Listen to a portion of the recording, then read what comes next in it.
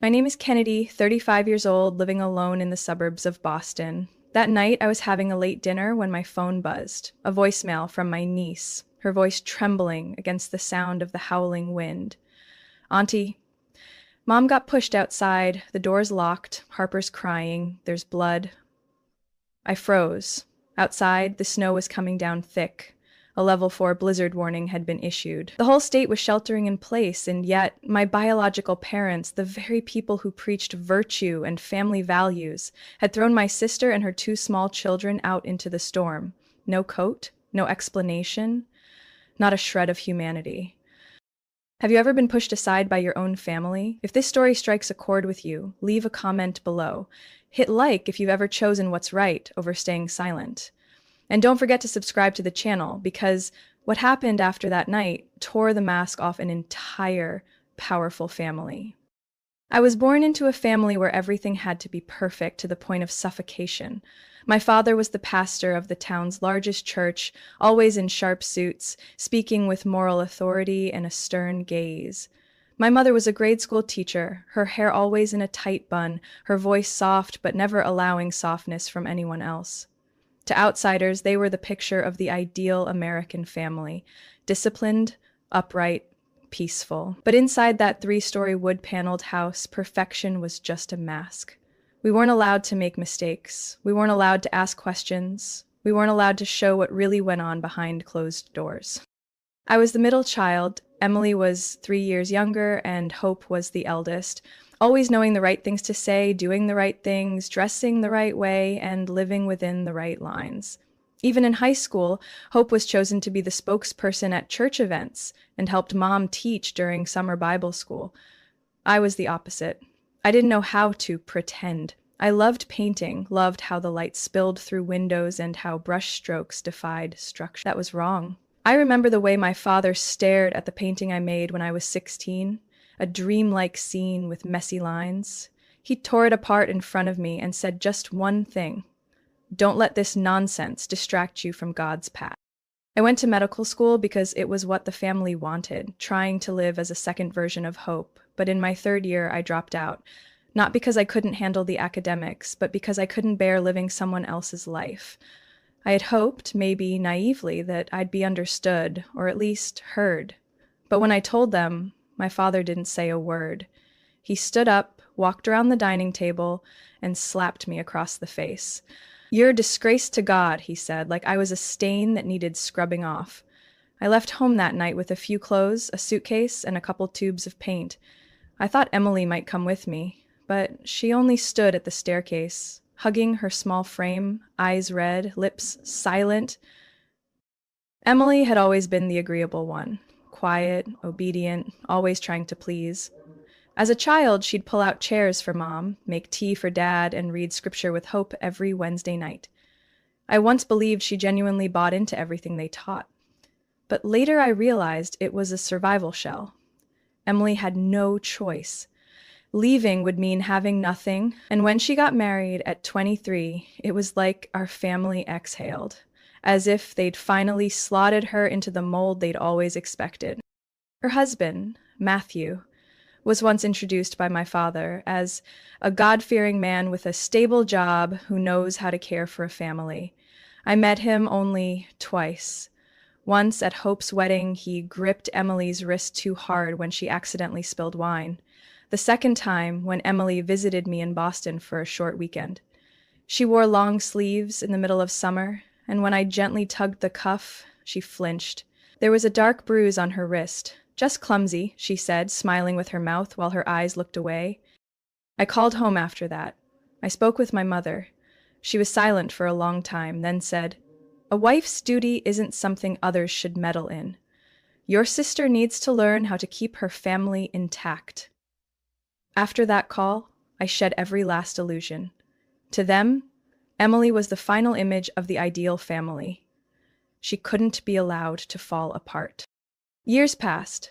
I stayed in Boston, opened a small art studio, and taught painting to kids on weekends. I never went home again.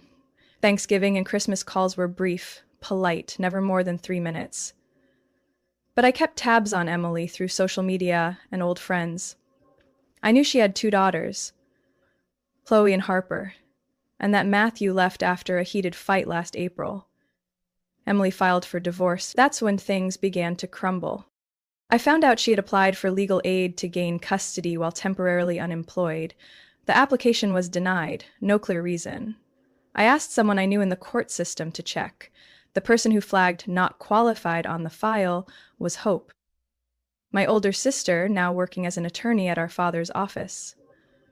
In the notes, there was just one line: lacks financial and emotional stability. I called Emily after reading the file. She didn't answer. 2 days later, I got a text. Don't worry about me, everything's okay. But I knew that voice, the voice of someone trying to stand still while the ground beneath them is splitting open. I couldn't do much then except wait. Until that night. The night snow fell in thick sheets outside my window, and Chloe's message hit me like a blade, sharp, sudden, and right to the heart. That 8-year-old girl had called me when every other door was shut, and I, the disappointment, the godless one, was the only one who turned around. I drove through the storm that night. Every mile was layered with old dust from the past. But I didn't return to seek justice for myself. I came back for Emily, for Chloe, for Harper, because I had once walked away, and I wasn't going to abandon anyone ever again. I don't remember exactly how I braked at the edge of that gravel road, or how I threw myself out of the car into the biting wind. I only remember the sting in my palms as I grabbed the icy gate, the snow covering the steps, and the sight in front of me that nearly dropped me to my knees. Emily lay curled up on the front porch, half buried in snow up to her knees. No coat, only a thin sweater and a small blanket wrapped tightly around her body, nearly frozen. Chloe was holding Harper close, her tiny body trembling. Harper lay motionless under a damp blanket.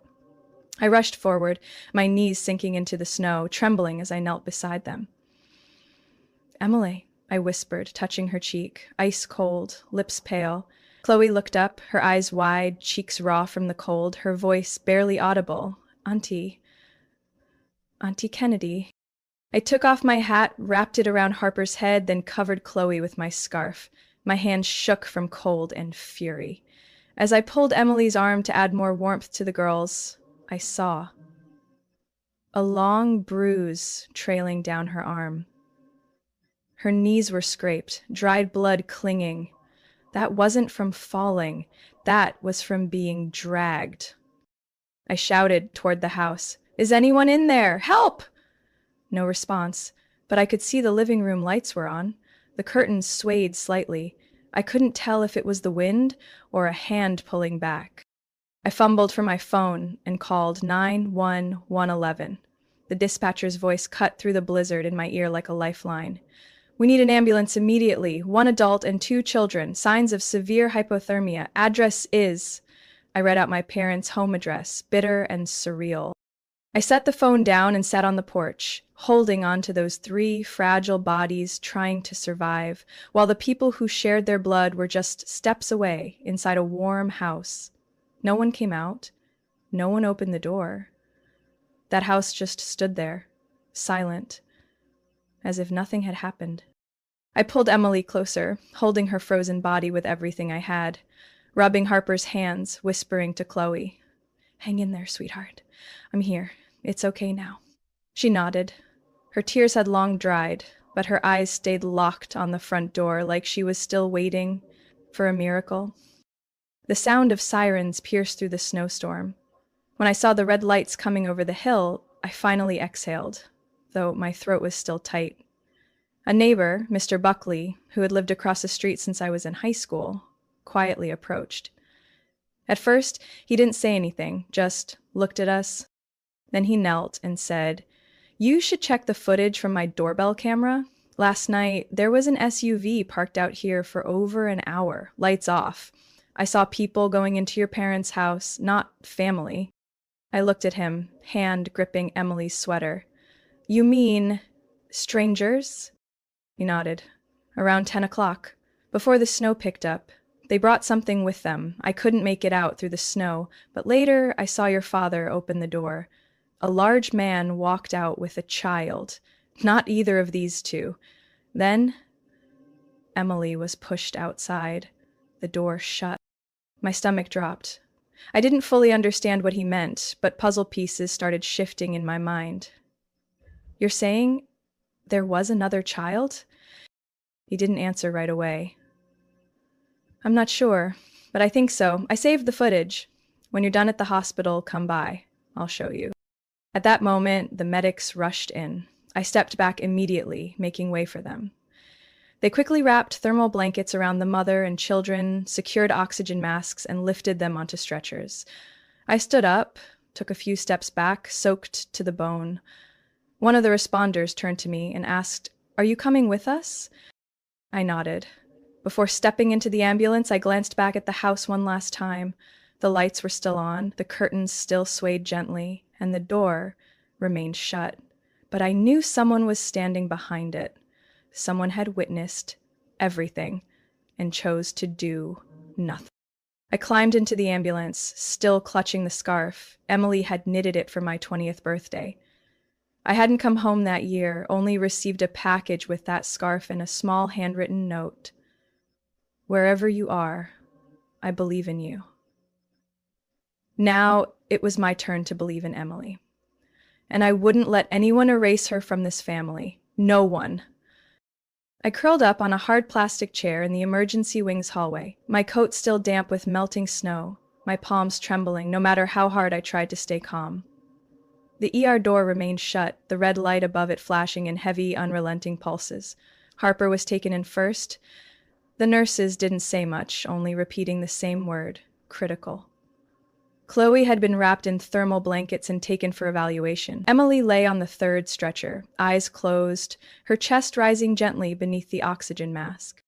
I couldn't erase the image of Harper's tiny hand dangling down, her fingers purple, almost lifeless. The attending doctor turned to me the moment we arrived, his voice urgent but steady. If she had arrived an hour later, her lungs might not have recovered. You saved all three of them. I only nodded. I couldn't speak. Not because I was overwhelmed with emotion, but because fear was starting to creep in. Not the fear of someone who had just survived disaster, but the fear of someone who sensed that what they saw was only the surface. Something deeper, darker, was waiting to emerge. A nurse approached me. "Miss Kennedy?" I looked up. "There are 2 people here to see you." I assumed it was the doctors, but when I followed her gesture, I saw a woman in a navy suit holding a slim folder, walking alongside a uniformed officer with a Brentontown badge. I stood up, heart pounding. The woman handed me her card. "I'm Jennifer Clark, Vermont Child Protective Services. We received a report regarding last night's incident. Would you be willing to speak with us in the counseling room?" I looked at her, then back at the still shut door where Emily and the kids were being cared for. "What incident?" I asked, my voice low, guided by a sinking intuition. She exchanged glances with the officer, then opened the folder. "There's a report claiming you unlawfully removed children from their legal residence without guardian permission. Additionally, the complainant alleges you used force against family members during the removal." I froze. "Who filed the report?" Jennifer didn't answer right away, but the officer did. "Mr. and Mrs. Frederick and Martha Benson. Your parents, correct?" I didn't respond immediately, not out of shock, but because I couldn't believe they'd go this far. I swallowed hard, forcing my voice steady. "I brought my sister and her kids here because they were left outside in a blizzard. My sister was unconscious, Harper was turning blue from lack of oxygen, and Chloe was terrified. I didn't abduct anyone. I saved them." Jennifer jotted something down. "Do you have medical confirmation of their condition upon arrival?"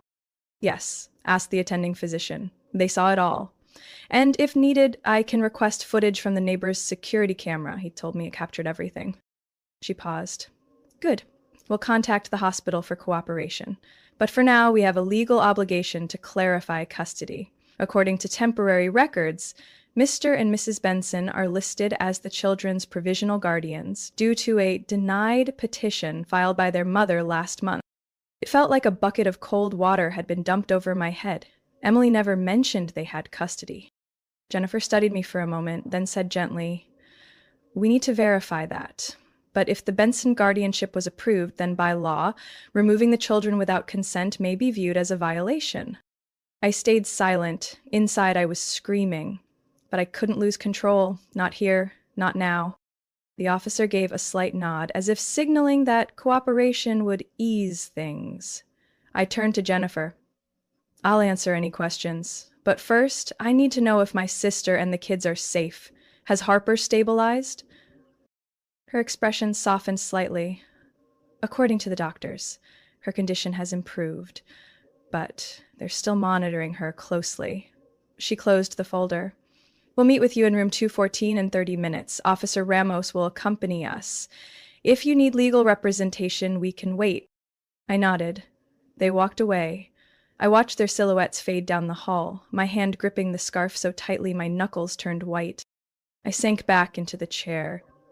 A young doctor passed by, paused, and asked gently, "Are you the one who brought in Emily Benson?" I nodded. He spoke slowly. "She regained consciousness briefly, but she's extremely disoriented. She asked where her kids are. Would you like to visit her?" I stood up immediately, just nodded. I needed to see her. I needed to know she was still here, still fighting.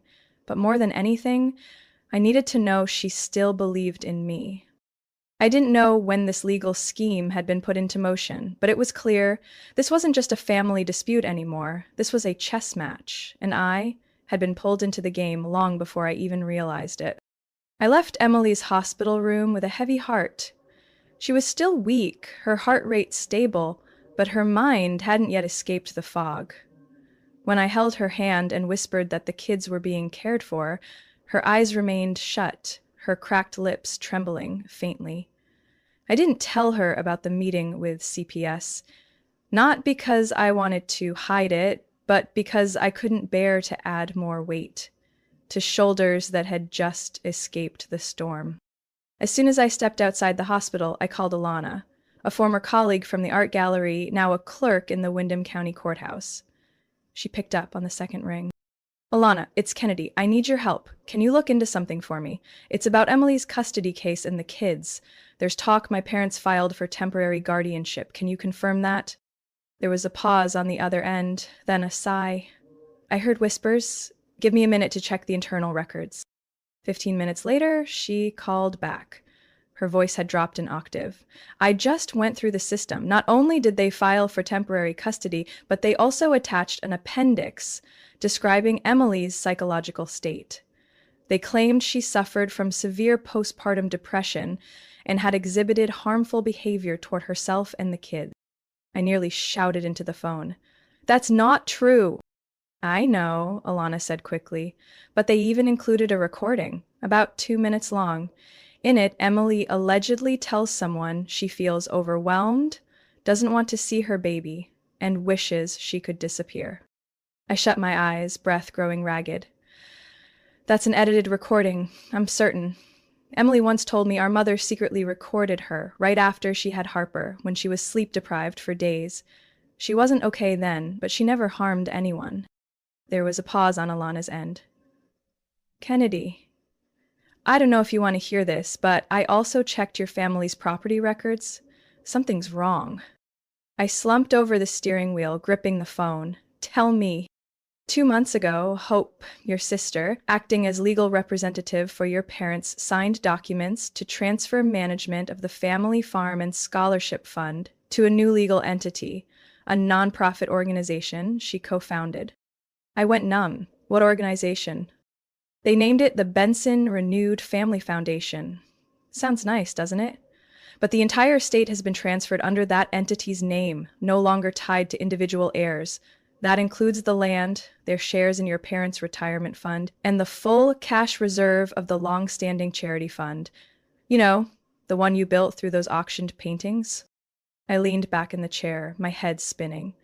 She moved everything into a private foundation and left me and Emily out? Exactly. And here's the other thing. They're planning to use Emily's so-called mental instability as the primary argument to gain custody of the kids. If that goes through, they could funnel all three children into the foundation's private support system as qualified special beneficiaries. I was speechless. I'd always known my family could be controlling, but I never imagined they would turn blood into a legal tool to seize power and wealth. I asked, whose signatures are on the foundation documents? Ilana answered, your father, your mother, and Hope, as co-founder, legal advisor, and co-trustee. Your name doesn't appear in any of the filings. My throat tightened. What about Emily? They listed her under subjects requiring supervised guardianship, a legal way of saying she's unfit to manage assets. As for you, they cited an incident from 8 years ago, that period when your solo exhibit got canceled and you took 3 months off for mental health. They used your own insurance records as proof. I closed my eyes. The puzzle pieces started falling into place. They hadn't just removed Emily. They had been planning to erase me, long before the blizzard ever happened. I opened my eyes, staring straight ahead. The years I tried to avoid them, the times I chose silence instead of conflict, had given them room to construct a narrative I was now forced to dismantle myself. I drew a slow breath, then said into the phone, my voice low and sharp as a blade, Ilana, I need certified copies of everything, as soon as humanly possible. She didn't hesitate. I'll encrypt the files and send them to your private email. And Kennedy? Yes? Be careful. What you're up against, it's not just a family anymore. It's a system. And systems don't forgive those who challenge them. I didn't sleep that night. Sitting in a cramped motel room less than 5 minutes from the hospital, I stared at my laptop screen, email tab open, waiting for Ilana's files. They hadn't arrived yet, but I couldn't just sit still. I needed my next move. I needed someone who could shift the ground beneath this whole situation before it was buried under cold legal jargon. I grabbed my phone and searched for Laura Merritt. We'd gone to college together. Laura once represented a student disowned by his family after coming out, and won full legal protection for him, derailing 3 court hearings with 1 sworn statement. Later, she moved into family law, specializing in divorce, custody, and advocacy for abuse survivors. We hadn't spoken in over 8 years, but when she answered, her voice was the same. Steady, no nonsense. This is Laura. It's Kennedy. I need your help. It's about Emily. A brief pause. Your sister, right? Tell me everything.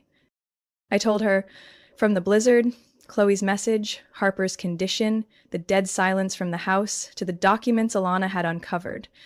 When I finished, the line on the other end stayed quiet.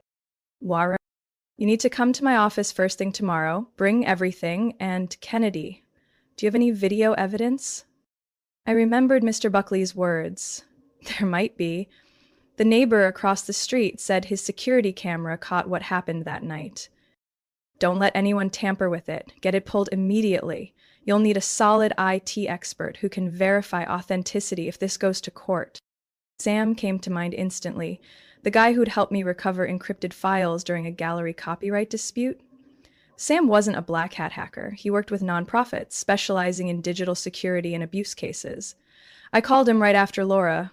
I didn't even need to explain much. He just said, send the address. I'll be there before sunrise.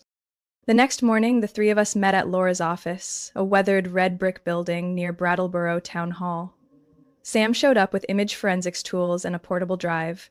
Mr. Buckley had already delivered the security footage, complete with a timestamp log. We sat around a scuffed oak table, morning light slanting through dusty blinds, scented faintly of old paper and coffee. Sam plugged in the drive. The screen lit up with footage from that night. No sound, but the image quality was crystal clear. My father stood in a dark robe at the front door. Emily stepped out, carrying Harper, with Chloe behind her, barefoot. He pointed toward the yard. Emily hesitated. Then something happened. A jerk.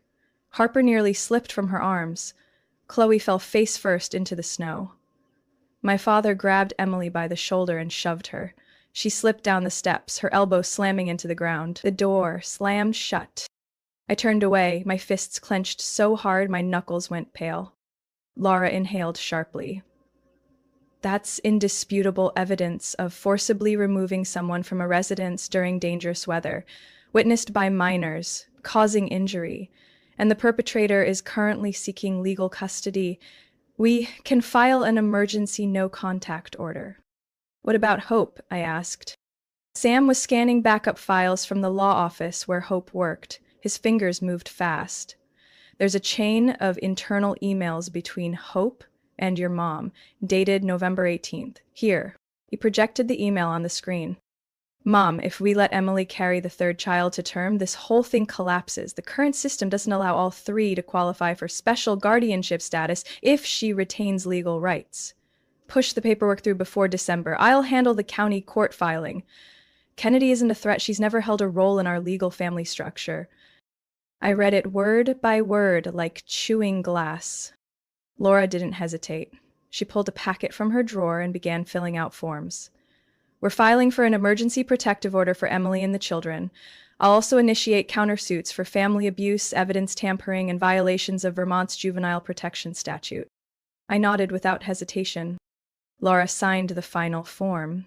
These papers will reach the judge in under 2 hours. After that, we'll have legal grounds to keep the children with their mother and block any moves from the Bensons.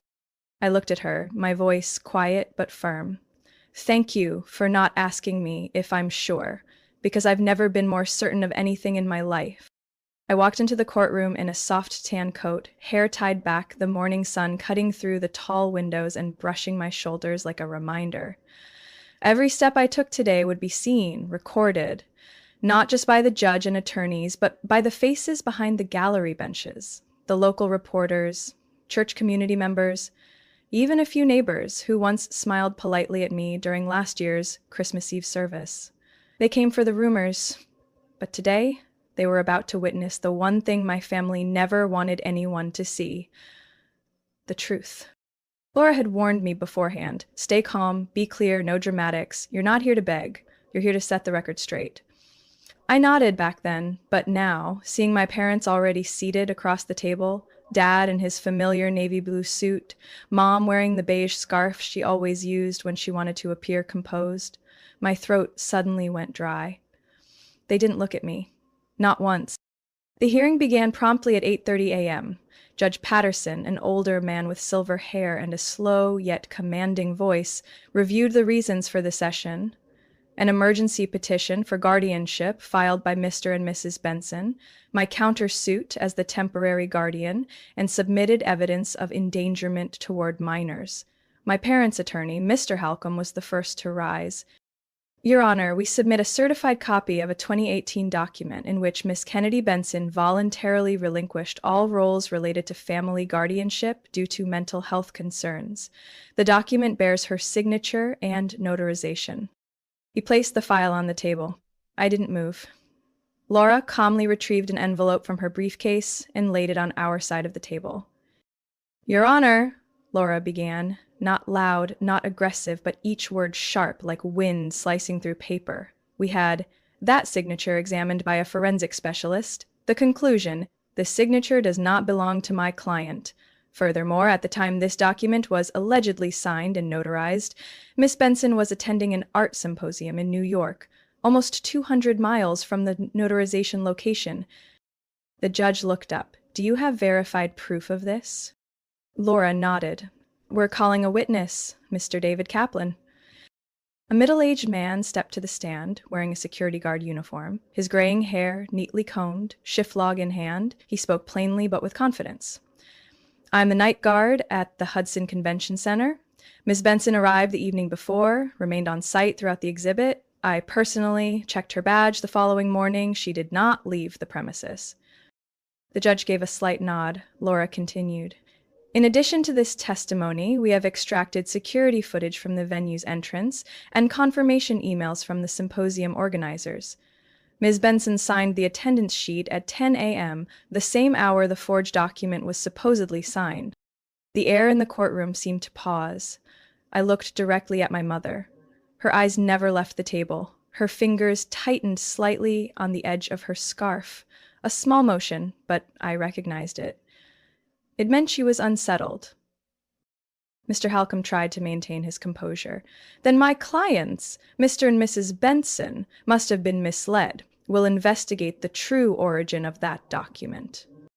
Laura didn't let the moment slip. Your Honor, submitting a forged legal document to change guardianship isn't a simple mistake. It's a serious offense. Combined with previously submitted evidence of abuse, we request the immediate suspension of all guardianship claims made by the plaintiff. The judge rested his hand on his forehead, eyes scanning the files before him, slowly turning to the next page. I couldn't hear the paper, but my heartbeat echoed loud enough. In his gaze, I saw something I hadn't felt in years under my parents' roof. True deliberation, not a verdict predetermined. We'll proceed with this case based on the newly presented evidence, he said, and I will consider referring the document's origin to an independent investigative body. For now, the current guardianship remains unchanged. The children will stay with Miss Kennedy Benson and their biological mother. I hadn't misheard. I gripped Laura's hand, unable to show much more than a look of quiet gratitude. We hadn't won yet, but we were no longer cornered, and to me that alone felt like sunlight cracking through a sealed wall. Later, I sat at Laura's desk, warm lamplight spreading over the clutter of open documents, my eyes fixed on Sam's laptop screen. His face was tense, brows drawn, fingers gliding across the keyboard like he was tracing a hidden thread through a maze of data. "Anything?" I asked, my voice hoarse with fatigue. Sam didn't respond right away. He pushed his chair back slightly and turned the screen toward me and Laura. I just traced the ownership trail of the Benson Renewed Family Foundation. On the surface, everything checks out. But when I compared the digital signature in the registration file to previous tax records from the old trust fund, he pointed to two samples displayed side by side. It says the signature belongs to Mr. Frederick Benson, your father, but the encryption format doesn't match any of his officially registered notarization accounts. Laura leaned forward immediately. "Are you certain?" Sam nodded. "And there's more. In an encrypted email thread from the law firm where Hope works, there's a message exchange between her and a financial partner. I crack the subject line. The date aligns with the fund's transfer filing. The subject reads, "Signature proxy confirmed. Do not expose source IP." My stomach twisted. Hope forged our father's signature? Sam adjusted his glasses and spoke quietly. She didn't just forge it. She transferred 70% of the trust's assets into a new subtrust under her name, the H. Benson Development Trust, and she's the sole administrator. Laura closed her eyes for a few seconds, then stood and walked to her filing cabinet, pulling out a thick folder. "We've got enough to request a criminal investigation, but if you want to move faster, there's another way." I looked at her. "What are you thinking?" "Call Hope directly, ask her to meet without attorneys. We give her a choice, cooperate fully, hand over all forged documentation, and in return, receive immunity in exchange for forfeiting any claims to the assets. If she refuses, we file everything." I hesitated. "She won't show up." Laura looked at me, voice firm. "She's a lawyer and she knows when the law is about to close in. She'll come." The meeting was set for 2 days later, in a neutral office Laura rented. A small, soundproof glass room, a round table, and 3 chairs. Hope arrived exactly on time, wearing a charcoal gray coat, hair in a tight bun, face unreadable. She sat down calmly, crossed her legs, and rested her hands on the table like it was just another strategy session. Laura spoke first. "Thank you for coming." Hope gave a faint smile. "I came out of curiosity. What do you think you're going to threaten me with?" I said nothing. I simply pushed the laptop toward her. Sam had cued the digital signature verification program extracted from her law firm's internal records. She stared at the screen. Her eyes moved slightly. One eyelid twitched. Laura remained composed. "You have 2 options. 1, we submit this to the district attorney's office. 2. You sign a formal relinquishment of all rights to the misappropriated assets and cooperate as a witness to validate the forged documents submitted by your parents. Hope didn't speak for nearly a full minute. Finally, she exhaled, removed her glasses, and placed them on the table. We all know my parents couldn't draft a single legal paper without me, she said, voice low. They asked me because they thought I was the best. And I took advantage. Laura stayed neutral. So you're choosing option 2? Pope nodded. On one condition. I want full immunity. I can't afford to lose my law license. Laura nodded. We'll recommend it to the DA if your cooperation is complete. Pope turned to me, for the first time that day, truly looking into my eyes. You've won, Kennedy, she said. Not with anger, not with coldness, just a simple statement, as if finally accepting something she had long known. I didn't respond. I simply watched as she took out a pen and signed the relinquishment document. Her hand trembled slightly, but the signature was steady, the handwriting all too familiar. The perfect daughter of my family had just unmasked herself, right in front of her own reflection. And at that table, the very storm they created finally swept up the one who led it. The final hearing was scheduled for a February morning, when the snow had begun to melt into small puddles along the steps of City Hall. I arrived an hour early, standing for a long moment in front of the tall glass doors, hands in my coat pockets, my mind unusually quiet. Not calm, just a stillness that comes after passing through every road of doubt. Inside the courtroom, the seats were already full, some taken by reporters, others by townsfolk who had once listened to my father preach every Sunday. They looked at me, said nothing, but there were no more eyes avoiding mine. Emily sat beside me. She wore a pale blue dress, her hair loosely tied back, hands clasped tightly in her lap, trembling slightly. I placed my hand over hers, feeling the rapid yet steady pulse beneath her skin. They can't take the kids from you anymore, I whispered, just loud enough for the two of us. Judge Patterson entered the room, his gaze no longer wary like it had been at the start. He read aloud the decision after reviewing all the files, evidence, and testimonies, confirmed over the course of 4 weeks of hearings. After thoroughly examining all evidence and reports from the Department of Child Welfare, I hereby grant full legal custody of the 3 minors to their biological mother, Miss Emily Benson. The temporary emergency guardianship, executed by Miss Kennedy Benson under critical circumstances, is deemed lawful and life-preserving. No one spoke, but I heard Emily exhale, a soft sigh of relief. Tears quietly rolled down her cheeks as she turned to look at me, saying nothing. The judge continued, his voice still calm, but each word firm, like the click of a lock sealing shut.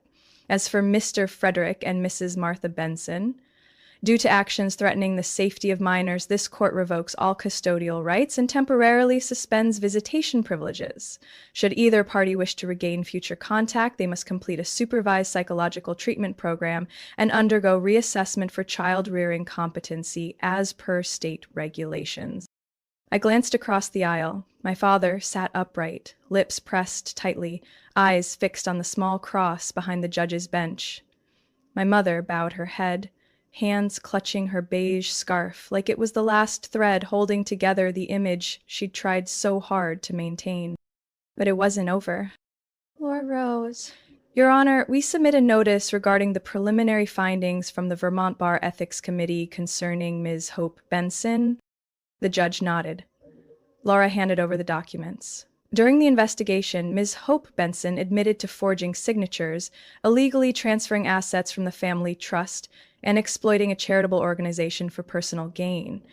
She is currently under the supervision of the district attorney's office and has officially resigned from the legal profession. There were no gasps, no whispers, but the room sank into a heavy silence, the kind where downfall speaks without making a sound. Hope wasn't present that day. She had signed a cooperation agreement and was granted immunity from criminal prosecution, but the price she paid was her reputation, her career, and her role in a family she once represented as a symbol of perfection. The judge nodded again. These records will be forwarded to the appropriate agencies. The court also confirms that the Benson Charity Foundation, previously co-managed by Mr. Frederick Benson, is now frozen pending investigation into financial fraud. I thought of all the ceremonies at church where my father used to speak about love, sacrifice, and responsibility to the community. I thought of the elderly who once received aid from that fund, the children awarded scholarships funded by money built on hidden truths. And I wondered, what is the greater loss in all this? The wealth or the trust? 1 week later, the town church officially issued a statement requesting my father's resignation as head pastor. There were no protests, no banners, just a row of empty pews on Sunday morning, until he stood behind the pulpit with no one left to listen. As for me, I didn't feel like I'd won. There was no triumph in exposing my own family, but I felt like I had done the right thing. And to me, that was the only thing that still stood when everything else had fallen. 6 months later, I moved to Oregon with Emily and the 3 kids. Our small house nestled on a green hillside with a red dirt path leading to a backyard where wild daisies surrounded a wooden swing. No tall fences, no fancy doorbells, just the wind, bird song, and the sound of children laughing every afternoon. We didn't need much. Every morning I woke up early to make breakfast, brewed coffee for Emily, and we walked the kids to school together. Harper loved wearing her yellow dress, while the 2 boys usually fought over who got to ride on the back of the bike. Emily still looked tired on stormy days, but her eyes no longer seemed distant. Sometimes I'd catch her standing by the living room window, watching dry leaves swirl in the wind, and smiling without even realizing it. The living room became the warmest part of our home. In the corner by the fireplace, I hung a painting I finished on the first snowy night. A portrait of the 3 children standing among pine trees, snow falling all around, each of them wearing a red scarf fluttering in the breeze. I named the painting Witnesses in the Wind. I don't paint to forget, I paint to remember. Dinner was always the time we sat together, talking about everything and nothing. One evening, Emily told a story about how, when she was little, their mom forbade her from eating ice cream because girls aren't supposed to be fat. The kids stared wide eyes. I said, "Now you can eat as much as you like, as long as you brush your teeth after." Harper burst into laughter, her mouth covered in ketchup. At night, after the kids were asleep, Emily and I often sat out on the porch, cups of hot tea in hand, feet propped up on the wooden bench. The night sky in Oregon was unusually clear. I tilted my head back to look at the stars, thinking about the road we had traveled. Some wounds I once thought would never heal, and yet somehow they became the very places where light found its way in. "Do you regret it?" I asked one night, my voice raspy after a long day teaching art at the town school. Emily shook her head, eyes fixed on the tree line in the distance. "If you hadn't come that night, I don't think I'd still be alive, not just physically, but inside." I gently squeezed her hand. There was nothing more to say. Between us, at that moment, no words were needed. I knew that to our parents, I might always be the rebellious daughter, and to the community where they once preached, we might just be a deleted chapter from the pretty story they had written. But to those 3 kids, to Emily, and to myself, the truth had been returned. We were no longer victims. We were witnesses to the truth. Once, I was invited to an art exhibit in Portland, themed Rebirth from Cold Earth. When the curator asked what I wanted printed on my biography card, I wrote just one line, a storyteller of what many tried to bury. On the way home, Harper fell asleep in the back seat, a comic book slipping from her lap. Emily looked back at her, eyes glistening. "Why do you still cry so easily?" I teased gently. "Because now I'm allowed to." I turned my eyes back to the road, the breeze drifting through the cracked window, carrying the scent of fresh pine and damp soil. Life doesn't give back what we've lost, but it can open a new door, if we dare to walk through it. And even now, I still find myself wondering the same question I believe anyone who's faced painful choices has thought about at some point. If you stood at a crossroads, one path being what's right, the other being what's easy, which would you choose? Because the life we're living, whether peaceful or full of storms, is shaped by the choices we make. Doing the right thing isn't always easy, and what's easy doesn't always bring real peace. I'm telling this story not just to recall a memory, but so that you, the one listening, might take a moment to reflect on your own life. If it were you, caught between family pressure, social expectations, and hidden pain, would you stay silent, or would you rise to protect what's right? I'd love to hear your thoughts. Leave a comment and let me know, who did you resonate with? Have you ever gone through something similar? I'll read every word, because sometimes what you share might become a light for someone else, still in the dark.